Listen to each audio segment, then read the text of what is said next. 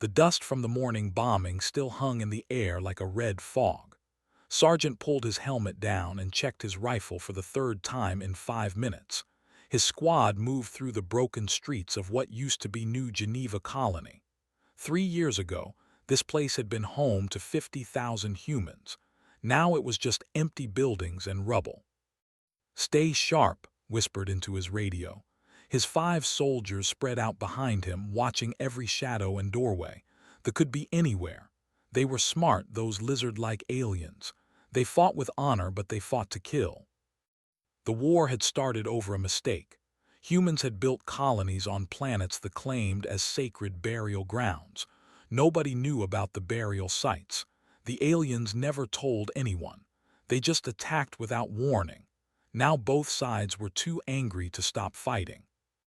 Was tired of war. He was tired of seeing dead friends. He was tired of being afraid every day. But he had a job to do, and his men counted on him. "Sarge, you hear that?" Private Williams stopped walking and tilted his head. Listened. Through the wind and distant explosions, he heard something else. Something that made his blood run cold. It was a crying sound, high-pitched and desperate. "That's a kid," said Corporal Roberts. He was the youngest in the squad, only 19 years old. "Could be a trap," warned Private. He was older, more careful. "The lizards are smart. They might use recordings to draw us out." New was right. It could be a trap. But the crying continued, and it sounded real. It sounded scared. "Orders are to avoid contact," said Williams. "Command wants us to just watch and report back." The crying got louder, more desperate. Then they heard a rumbling sound like something big was about to fall down. "It's coming from that building." Roberts pointed to a half-collapsed apartment block about 50 meters away. Smoke was rising from several floors. "Made a decision that would change everything. Follow me, but stay ready to run." They moved carefully toward the building. The crying was definitely coming from inside. As they got closer, could tell it wasn't human. The sound was different, more like chirping mixed with crying. "It's one of them," whispered. It's a baby," said Roberts. Looked at his men. They were all thinking the same thing. This was the enemy. This was one of the aliens that had killed their friends, destroyed their homes, started this whole war.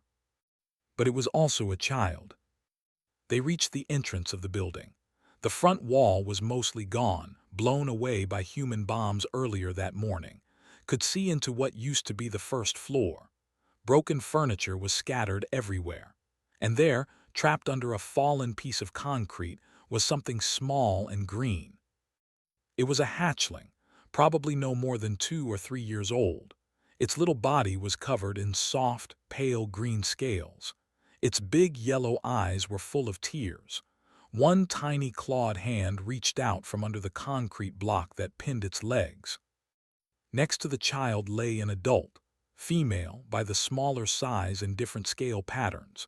She was unconscious, maybe dying. Blood pooled around her head where falling debris had struck her.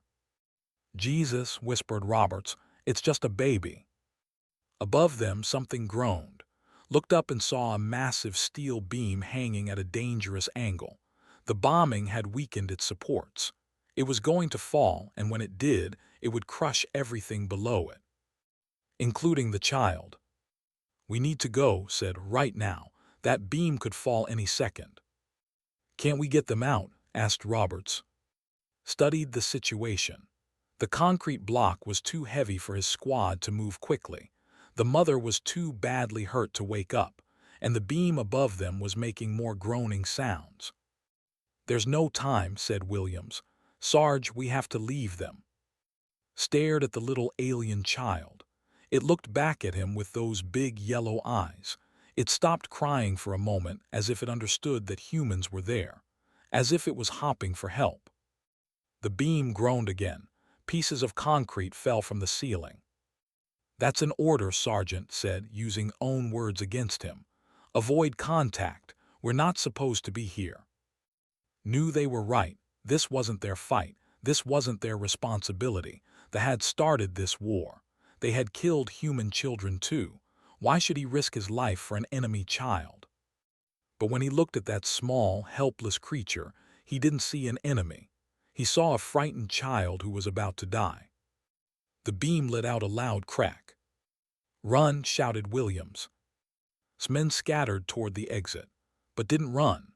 Instead, he dove forward, throwing his body over the small child just as the massive steel beam broke free and crashed down.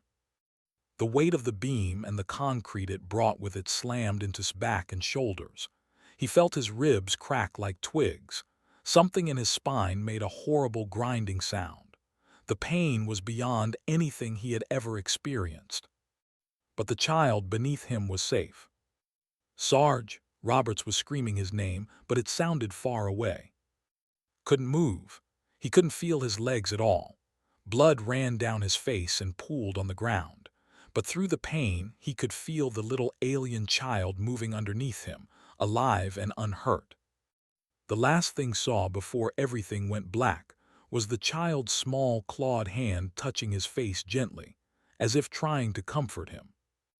When the rescue teams found them 3 hours later, they discovered something that would change the course of the war. They found one of their most feared commander's children, alive and protected under the broken body of a human soldier who had sacrificed himself to save an enemy child. The human had no way of knowing that the unconscious female was commander, one of the most powerful military leaders in the fleet. He had no way of knowing that the child was her precious daughter. He had simply seen a child in danger and acted on the most basic human instinct of all, to protect those who cannot protect themselves, even if they were supposed to be enemies. Woke up slowly, like swimming up from the bottom of a deep, dark lake. Everything hurt, but the pain was distant, muffled by whatever drugs they had given him. The first thing he noticed was that he couldn't feel his legs. The second thing he noticed was that everything around him looked wrong. The ceiling above him was too high and curved in strange angles. The walls were a pale green color that seemed to shift and change as he watched. Strange symbols glowed softly along the edges of everything, pulsing like slow heartbeats. He tried to sit up and immediately regretted it. Pain shot through his ribs and back like lightning. A soft beeping sound started somewhere nearby, getting faster as his heart rate increased. "Stay still, human." The voice came from somewhere to his left, but it sounded odd, wrong, like someone trying to speak with a mouth full of gravel. Turned his head carefully and nearly stopped breathing. Stood beside his bed. It was tall, maybe 7 feet, with dark green scales that had a metallic shine under the strange lights. Its eyes were large and golden, set in a reptilian face that was both alien and somehow intelligent. The creature wore what looked like a medical uniform, white fabric marked with those same glowing symbols. It held a device that looked like a tablet, but the screen showed patterns that hurt's eyes to look at. "Where am I?" His voice came out as a croak. His throat felt like sandpaper. "Safe," the medical officer said. The translation device on its chest turned the alien words into English, but there was a delay that made the conversation feel strange. "You are in medical facility on Ship Honor's Edge. You have been unconscious for 3 days." 3 days tried to remember what had happened. The mission, the building, the child, the beam falling down. "The kid," he said suddenly, trying to sit up again. "The little one, is she okay?" The medical officer made a sound that might have been surprise. "You ask about the hatchling before asking about yourself. Is she hurt?" "Lives, she is unhurt because of your actions." The alien doctor tapped something on its device. "Your spine was severely damaged. We have repaired what we could, but you will not walk again. Your species' medicine could not have saved you. You would have died." Let that sink in. Paralyzed, probably for life, but the child was alive. "I want to see her," he said. "That is not possible. You are prisoner of war." "I just want to know she's okay." The medical officer studied him for a long moment. "I do not understand humans. Why did you sacrifice yourself for enemy offspring? Closed his eyes and thought about how to explain it. How could he make this alien understand something that he barely understood himself? She was just a kid, he said finally. Kids shouldn't have to die in our wars. Before the medical officer could respond, the door to the room slid open with a soft hiss. Turned to see another enter, and this one made him forget about his pain entirely. She was massive, even bigger than the doctor. Her scales were silver gray with darker patterns that looked like tattoos or battle scars. She wore a military uniform that was clearly high-ranking, with symbols and decorations that spoke of authority and power. But it was her eyes that caught attention. They were the same bright yellow as the child's, but older and harder. Eyes that had seen too much war. "Leave us," she said to the medical officer, who bowed quickly and left the room. The large female approached his bed slowly, like a predator studying prey. When she spoke, her voice was deep and controlled, but could hear the barely contained emotion underneath. "I am commander of the Third Fleet," she said. "Is my daughter." Felt his mouth go dry. Commander was a name every human soldier knew. She was responsible for the destruction of at least 6 human colonies. Her fleet had killed thousands of his people. And he had saved her child. "How do you know my language?" he asked, stalling for time while his mind tried to process this information. "I make it my business to understand my enemies," she replied. "But you confuse me, human. Your name is, you are a soldier. You have killed many of my people in this war." Nodded, there was no point in lying. "Yet you threw your body over my daughter to protect her from harm. You broke your spine to save an enemy child. I do not understand this." Looked up at her, this huge alien commander who could probably kill him with one clawed hand. What's to understand? She was in danger. Made a sound that was part hiss, part growl. "This makes no sense. In war, you kill your enemy's offspring. You do not sacrifice yourself for them." "Maybe that's why we're different," said. "Maybe that's why we keep fighting this stupid war." The commander was quiet for a long moment, studying his face as if looking for some trick or hidden meaning. "In my culture," she said slowly, "what you did has a name. Nuz, the sacred protection. It means to place yourself between a child and death, even at the cost of your own life." Shrugged, which sent pain through his shoulders. "We just call it doing the right thing." "Nuz creates what you would call a blood debt," continued. "The child you saved becomes your responsibility. The family becomes bound to you by honor. But you are my enemy. You are a human who has killed my people." She began packing back and forth beside his bed, her claws clicking on the metal floor. Could see she was struggling with something, fighting some internal battle. "There is no precedent for this," she said. "My people have laws, ancient laws about Nuz, but they do not account for the protector being an enemy." "What happens now?" asked. Stopped packing and looked directly at him. "I do not know. Some of my officers believe you should be executed immediately. You are, after all, a war criminal by our standards. You have bombed our cities, killed our warriors." Nodded. "Yeah, I figured that might be how this goes." Others believe that Nuz supersedes all other considerations, that honor demands you be treated as family, not as prisoner. "And what do you believe?" For the first time since entering the room, his expression softened slightly. "I believe that any being willing to sacrifice themselves for my daughter deserves more consideration than a quick death." She moved closer to the bed. "My child asks for you constantly. She calls you father in our language. She does not understand why she cannot see you." Felt something twist in his chest. "She remembers me." "Is young, but she is not foolish. She knows that you protected her. She knows that you were hurt saving her life." His voice became softer. "She cries for you." Before could respond, there was a soft sound at the door. Turned and said something in her own language. The door slid open, and a small figure peeked around the edge. It was. The little looked exactly as remembered, except now she was clean and her scales gleamed with health. She saw and immediately ran toward the bed, making happy chirping sounds. "No," said sharply, but the child ignored her mother and climbed up onto's bed. She was careful not to hurt his injured areas, settling gently against his side. Felt tears he didn't expect coming to his eyes. The little girl was warm and alive and safe. That was all that mattered. Looked up at him and made a soft sound.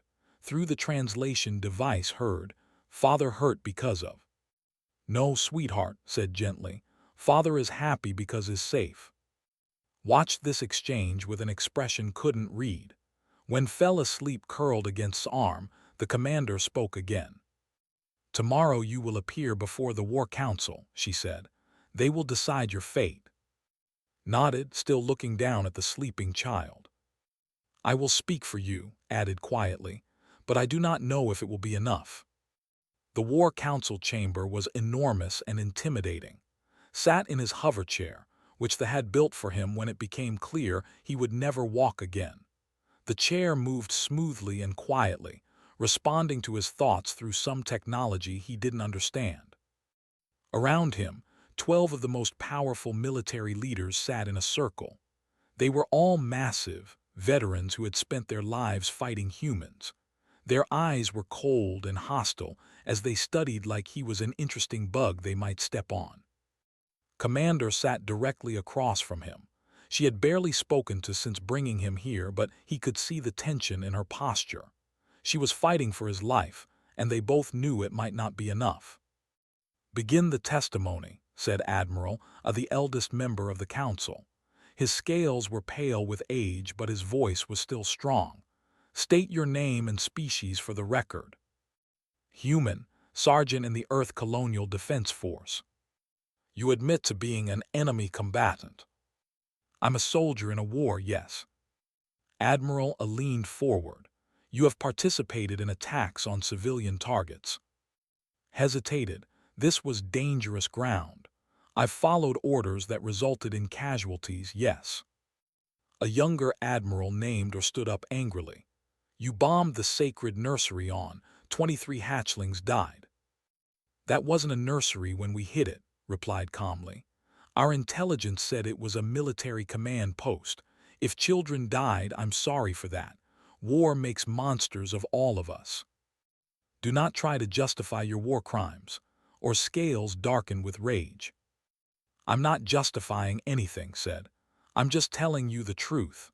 Your people killed human children too. We're all guilty of terrible things in this war." Admiral held up a clawed hand for silence. "The question before us is not the human's past actions, but the current situation created by his sacrifice for Commander's offspring." "There is no question," said a female admiral named. "He performed nuz. The sacred law is clear. He must be honored as a protector." "The sacred law does not account for the protector being an enemy," or slammed his fist on the table. "We cannot honor someone who has killed our people." "Honor is not selective," replied coldly. "Either we follow the old ways or we do not. Either nuz means something or it means nothing." Listen to them argue back and forth in their harsh, clicking language. Even with the translators, much of their meaning was lost on him. But he could understand the basic problem. Their ancient laws said one thing, but their current war said another. Finally, Admiral called for silence again. "Commander, you have remained quiet. What is your position?" All eyes turned too. She stood slowly, her impressive height making her tower over the other council members. "Honored colleagues," she began formally, 3 days ago my daughter would have died. The human orbital bombardment that destroyed our medical facility also collapsed the building where was sheltering. A support beam fell toward her. She would have been crushed." She paused, looking directly at. "This human soldier dove over my child's body and took the full impact of falling debris. His spine was broken. He will never walk again. But my daughter lives." "We know the facts," or interrupted. "The question is what they mean." "I will tell you what they mean." His voice grew stronger. They mean that some things transcend species. Some actions speak to a universal concept of honor that exists beyond our current conflicts. She began walking around the circle, addressing each council member individually. Is our enemy. He has fought against us with skill and determination, but when faced with a choice between his own safety and the life of an enemy child, he chose sacrifice. One good action does not erase years of war crimes, Admiral said quietly. No, it does not, but it reveals character. It shows us that humans are capable of the same honor that we value in ourselves. The debate continued for what felt like hours.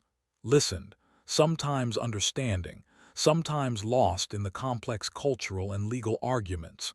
He noticed that the council was evenly split. Half believed he should be executed as an enemy. Half believed he should be honored for his sacrifice. Finally, Admiral called for a formal vote, all in favor of execution. 6 clawed hands rose into the air. All in favor of honoring the Nuz. 6 more hands rose. The vote was tied. Felt his mouth go dry. In most systems, a tie vote would mean delay, more discussion, another vote later. But Admiral was already speaking. As senior member of this council, the deciding vote falls to me, he said slowly. This is not a decision I take lightly. The old Admiral stood and walked over to his hover chair. Up close, could see that A's scales bore the scars of many battles. This was a warrior who had spent his life fighting humans. You have cost me many friends, A said quietly. Your species has brought nothing but death and destruction to our worlds. Nodded, I know, I'm sorry for that. Are you truly sorry for fighting us, or are you just sorry you were caught? Thought about the question seriously. I'm sorry this war ever started. I'm sorry children on both sides have died. I'm sorry we couldn't find another way to settle our differences. A studied his face for a long moment. Then he turned back to the council. I cast my vote for. The chamber doors burst open with a loud clang. Every head turned as Little came running into the room, having somehow escaped her caretakers again. She ran straight to his hover chair and climbed into his lap. Father, she said happily, wrapping her small arms around his neck. The council chamber fell completely silent, looked around at all the serious adult faces, and seemed to realize she had interrupted something important. Is Father in trouble? She asked in her small voice. Nobody answered.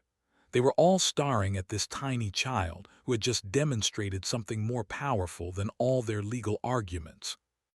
Looked up at with those big yellow eyes.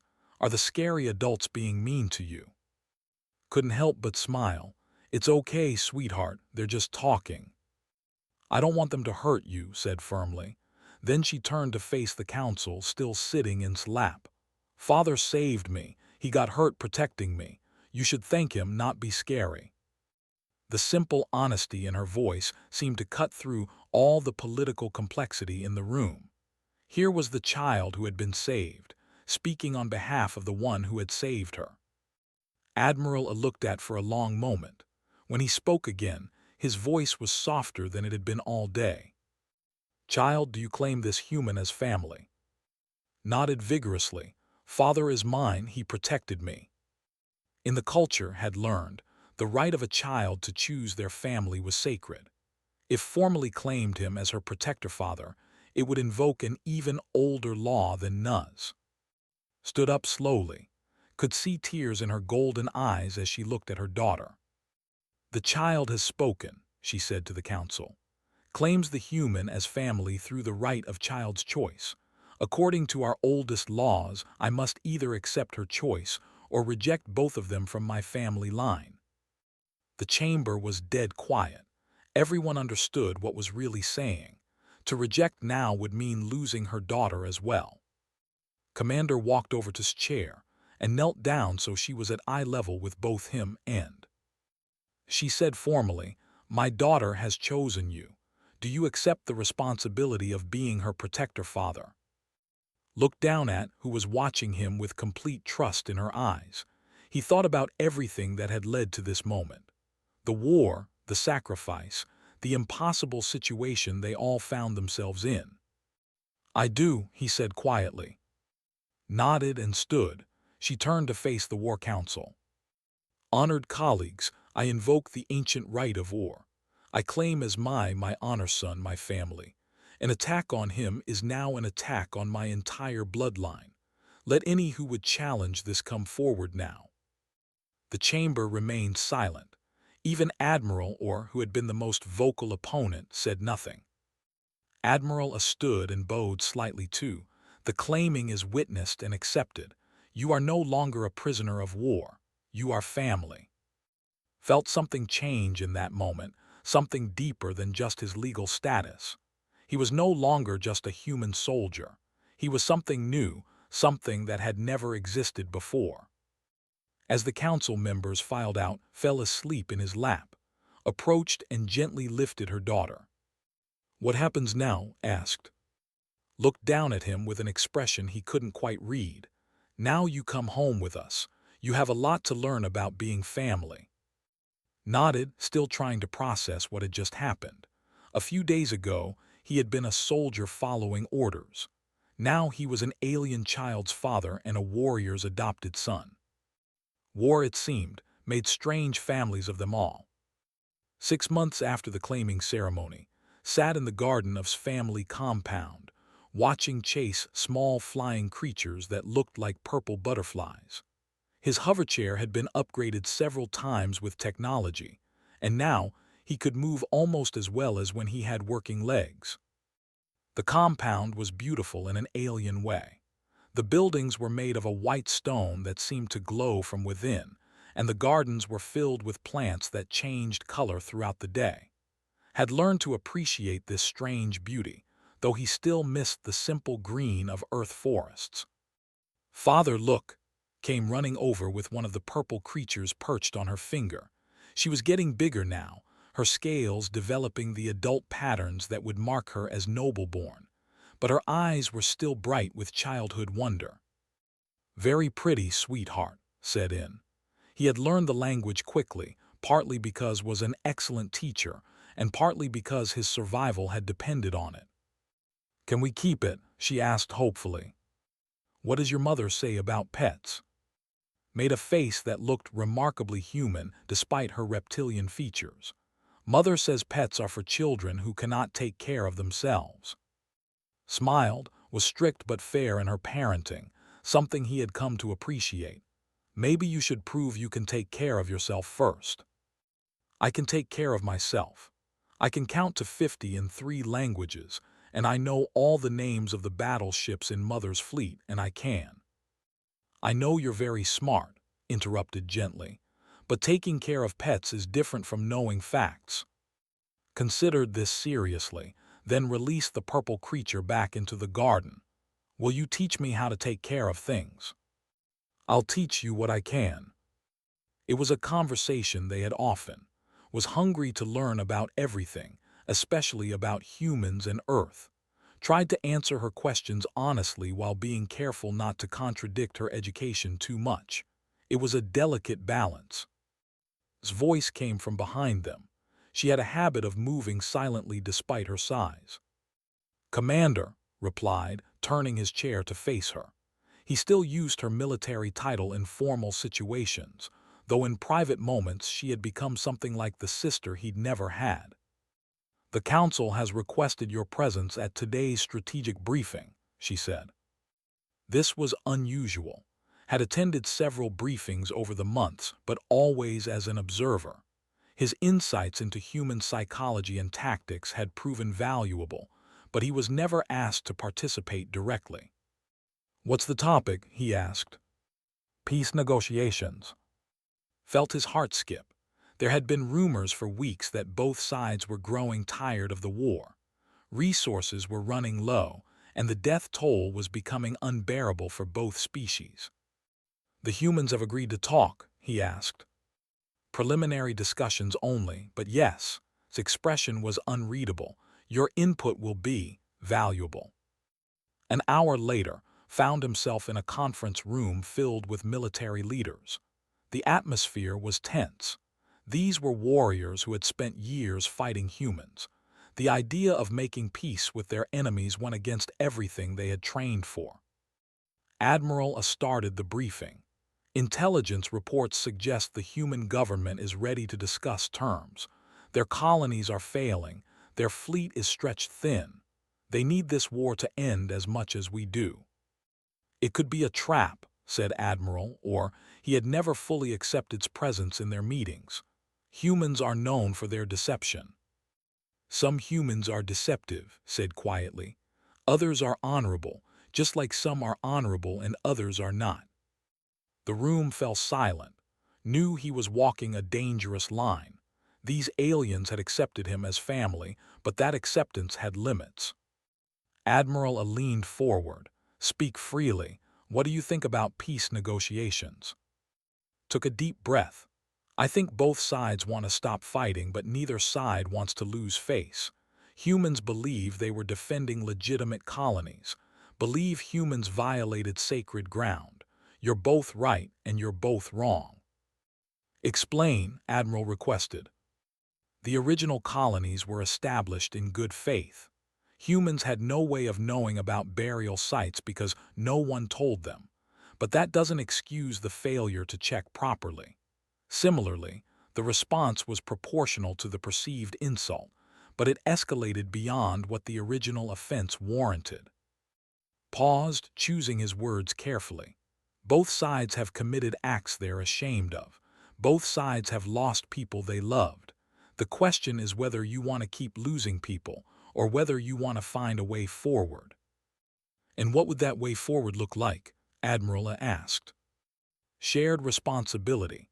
Joint colonies where both species work together. Advisors helping humans understand sacred sites. Human technology helping develop new worlds.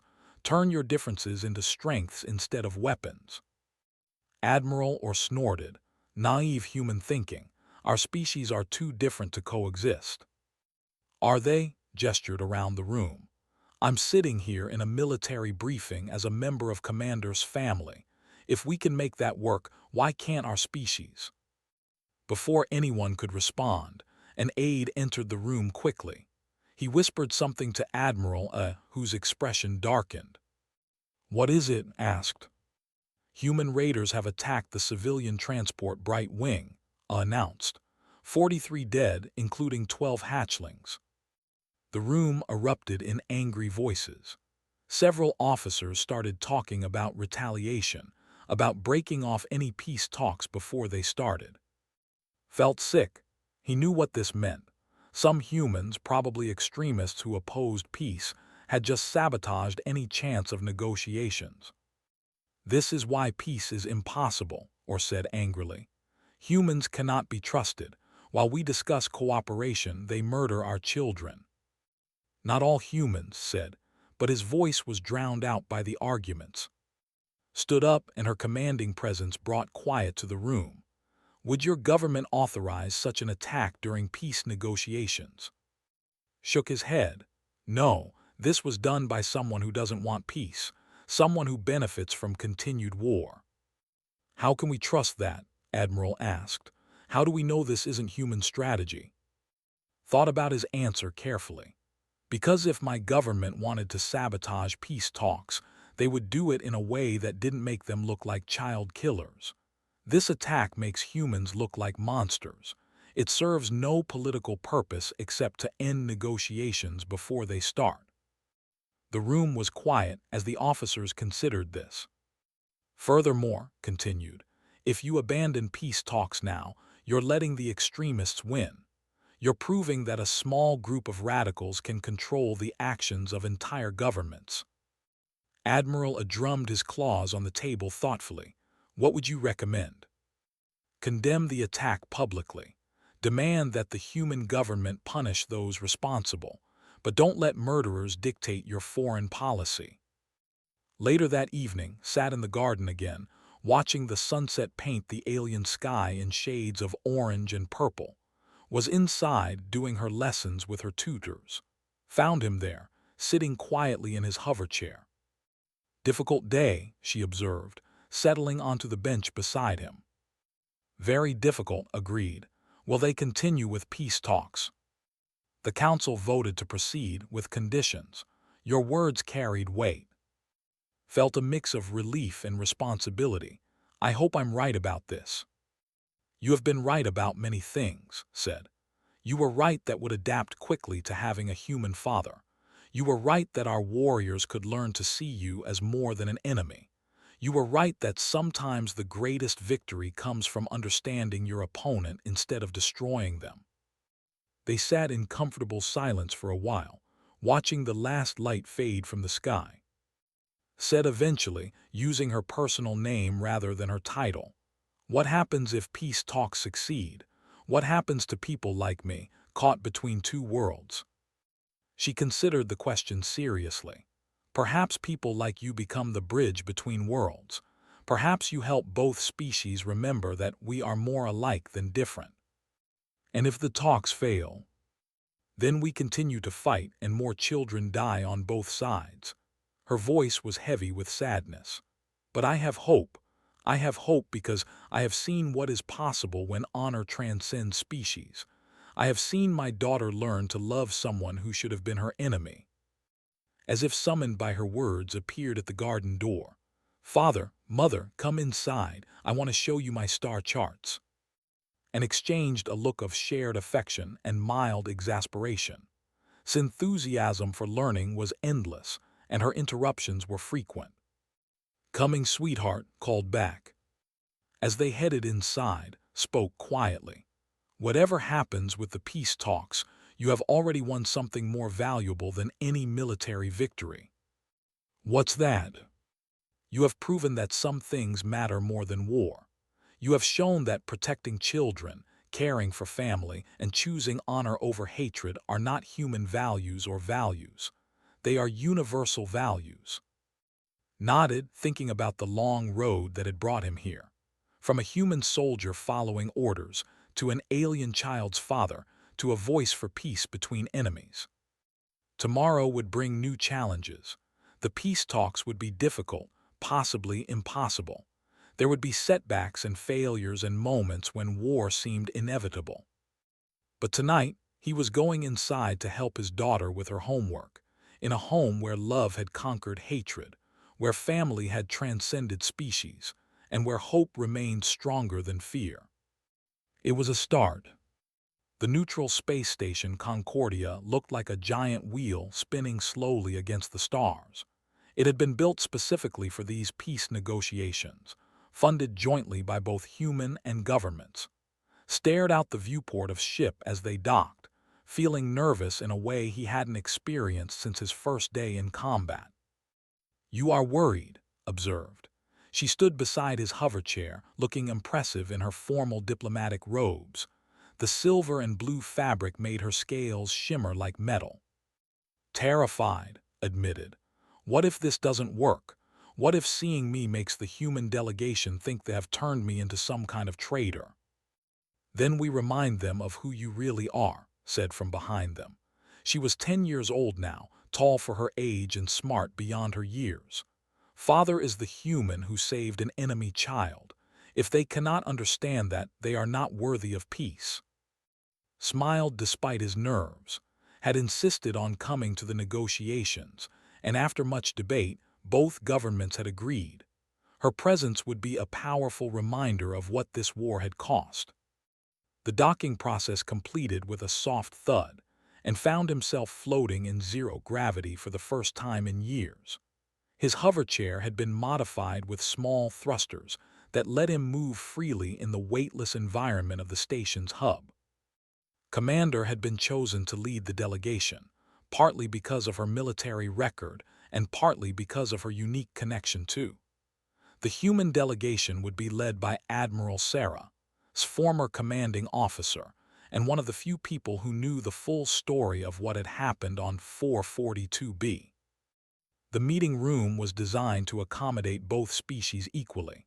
Half the furniture was sized for humans, half for the larger. Gravity was set at 3/4 standard, comfortable for both groups. Translation devices hung from the ceiling, ready to convert speech in real time. positioned his hover chair between the two delegations, literally and figuratively caught between worlds. Admiral entered first with her team of diplomats and advisors. She was a small, intense woman with graying hair and sharp eyes that had seen too many battles. When she saw, her expression went through several rapid changes: surprise, recognition, concern, and finally something that might have been relief. She said quietly, "You look well." Admiral replied formally, "Thank you for agreeing to these talks." Behind the Admiral recognized several faces from his old unit. Lieutenant Colonel Barnes, who had recommended for promotion. Captain Martinez, who had served with him on 3 different worlds. Their expressions were harder to read, mixing confusion with what might have been anger or betrayal. The delegation entered next, led by. The size difference between the two groups was immediately apparent, and could see some of the humans instinctively tensing up. These were soldiers who had fought for years. Sitting across a table from them instead of shooting at them was going to take some adjustment. Admiral A was part of the delegation, along with several other military leaders had come to know over the past months. They moved with dignity and control, but could see the wariness in their eyes as well. Entered last, staying close to her mother but looking around the room with undisguised curiosity. Several of the humans stared at her in surprise. They had been told about the child, but seeing her in person was different. Admiral took her seat at the human side of the table. "Before we begin formal negotiations, I think we need to address the elephant in the room." She looked directly at, "Sergeant, you were reported as missing in action 14 months ago. Your squad assumed you were dead. Can you explain your current situation?" Had prepared for this question, but it was still difficult to answer. "I was injured while protecting a child during a bombing raid. They saved my life, and according to their customs, I was adopted into Commander's family unit." "You were captured and brainwashed," Captain Martinez said bluntly. "No," replied calmly. "I was injured protecting and chose to remain with her family rather than return to combat duty." "You chose to become a traitor," Lieutenant Colonel Barnes added, his voice cold. The temperature in the room seemed to drop 10 degrees. Several officers shifted in their seats and could see claws extend slightly. But before anyone else could speak, stood up from her chair and walked around the table to stand beside's hover chair. "Father is not a traitor," she said clearly, speaking in accented but perfect English. "He saved my life when he did not have to. He got hurt protecting me. He could have left me to die, but he did not." The room fell completely silent. The sight of this young alien child defending seemed to cut through all the political rhetoric and military suspicion. Admiral leaned forward. "What exactly happened that day?"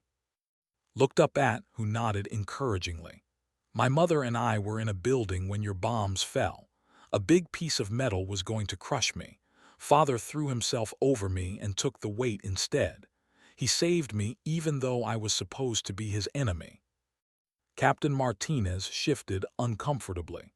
"That doesn't change the fact that he's been living with the enemy, possibly sharing classified information." "What classified information?" asked. "Troop movements, ship positions, battle plans, all of that changes daily. The most valuable thing I've shared is that humans are capable of honor and sacrifice just like."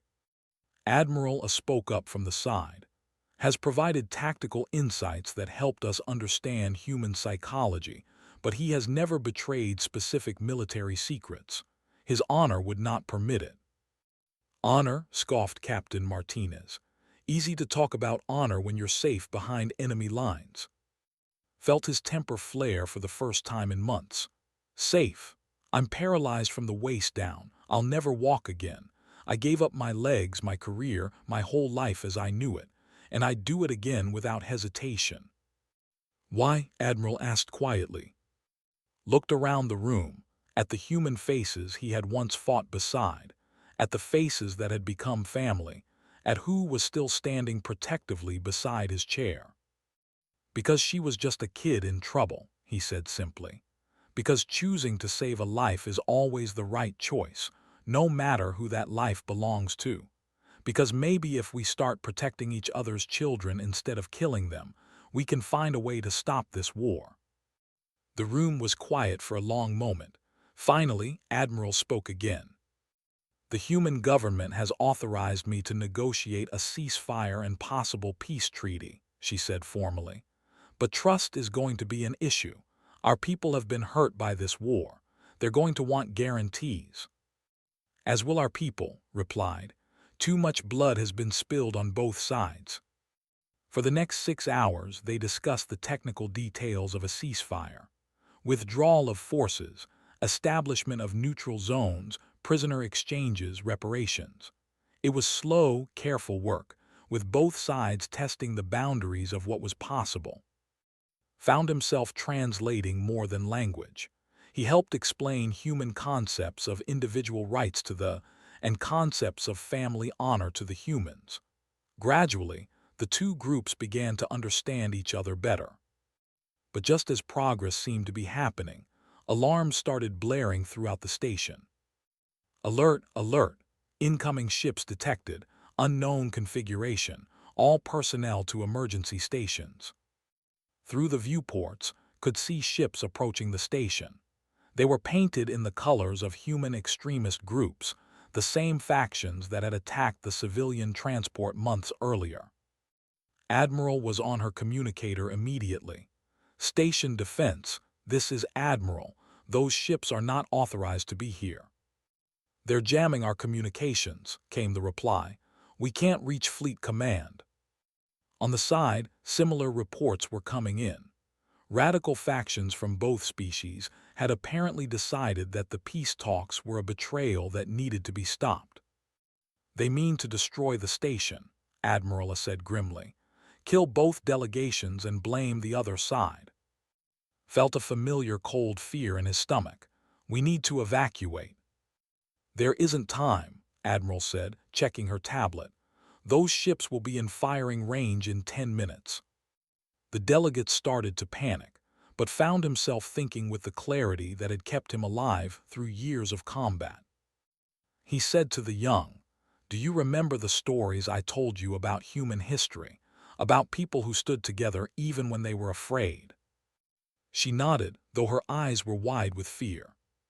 "This is one of those moments," continued. "We can run away and let the extremists win, or we can stand together and show them that peace is stronger than hate." He turned his hover chair to face both delegations. "I have an idea, but it's going to require trust from both sides." Admiral looked skeptical. "What kind of idea?" "We broadcast everything that happens here. Live feed to every human and world. Show both our peoples exactly what we're trying to accomplish and exactly who's trying to stop us." Understood immediately. Make the extremists reveal themselves as the real enemies of peace.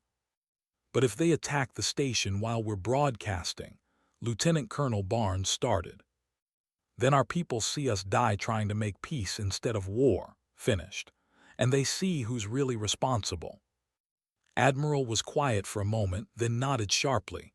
"Do it." The next few minutes were frantic as station technicians set up the broadcast equipment. Positioned himself directly between Admiral and Commander, with beside him. "People of Earth and Zephyr," began, looking directly into the camera. "My name is. 14 months ago, I was a human soldier fighting in this war. Today, I'm speaking to you as a father, a son, and a bridge between our species." He gestured to.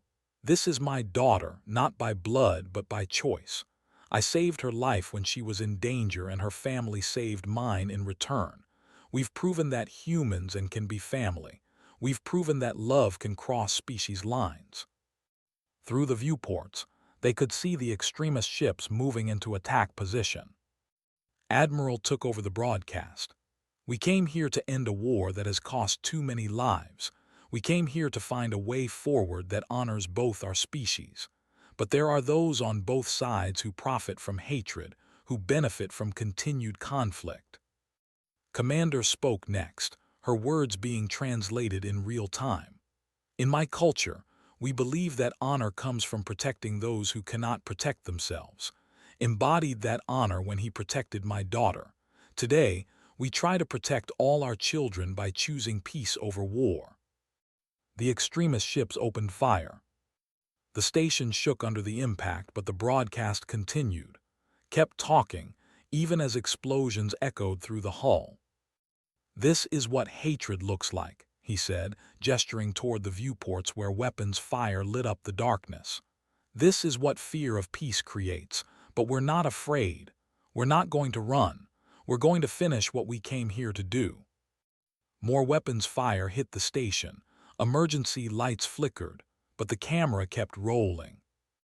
Admiral and commander stood together, one human and announced the framework of a peace treaty even as their enemies tried to kill them. And then suddenly, the weapons fire stopped. New ships had arrived, human fleet vessels and warships, working together to drive off the extremists. The broadcast had worked. Both governments had seen what was happening and responded. Looked into the camera one last time. "People of both our worlds," he said, his voice steady despite the chaos around them. "We have a choice. We can choose to be defined by our differences, or we can choose to be united by our common values. We can choose fear, or we can choose hope." He reached out and took small clawed hand in his human one. "I know what I choose." 3 months later, sat in the same garden where he had spent so many peaceful evenings with. But today was special. Today, the first joint human colony was being established and had been chosen to serve as the cultural liaison. Ran up to him, no longer the small child he had first protected, but growing into a confident young person who spoke 3 languages and dreamed of becoming a diplomat. "Father, look," she said excitedly. "The human children want to learn how to play ball." Smiled, watching human and children trying to figure out the rules of the alien sport together. "Are you teaching them?" "Yes, but they're terrible at it," said with the brutal honesty of youth. "Their claws are too short." "Maybe they'll teach you some human games in return." "Maybe." She paused, looking serious for a moment. "Father, do you ever miss being just human?" Considered the question. "Sometimes, but I like being part of 2 worlds better. I like being a bridge." Approached from the house, carrying a communication tablet. "The Colony Council is ready for your address," she said. Nodded and activated his hover chair's mobility systems. As he prepared to leave for another day of helping 2 species learn to live together, he reflected on the strange path that had brought him here. A year ago, he had been a soldier whose job was to kill enemies. Today, he was a father, a diplomat, and a symbol of what was possible when people chose protection over destruction. He had saved one enemy child with his own body, and in doing so, had helped save both their species from endless war. Sometimes realized, the smallest acts of courage had the biggest consequences. Sometimes, choosing to protect instead of destroy could change entire worlds. And sometimes, the greatest victory was not defeating your enemies, but discovering they had never really been enemies at all.